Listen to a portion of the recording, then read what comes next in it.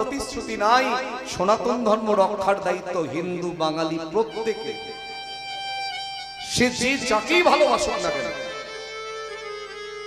কেউ শিব ভক্ত হয়, কেউ কালী ভক্ত হয়।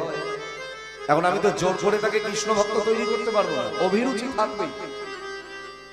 কেউ মা মনসার ভক্ত, কেউ আবার ইহজগতে লোকনাথ বাবার ভক্ত, সাই বাবার ভক্ত, অনেক তো দেখি বাবা। এখন মাথায় রাখবেন, ভক্ত হও, বিভক্ত হইও না। আমার শ্রী গুরুদেব হচ্ছেন নিত্যানন্দ প্রভুর 13তম বংশধর।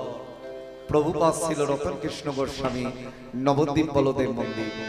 আমার গুরুদেব একটা কথা বলেন, যদি পারো ভক্ত হও, কিন্তু আমরা ভক্ত হই নাই, বিভক্ত হয়ে গেছি।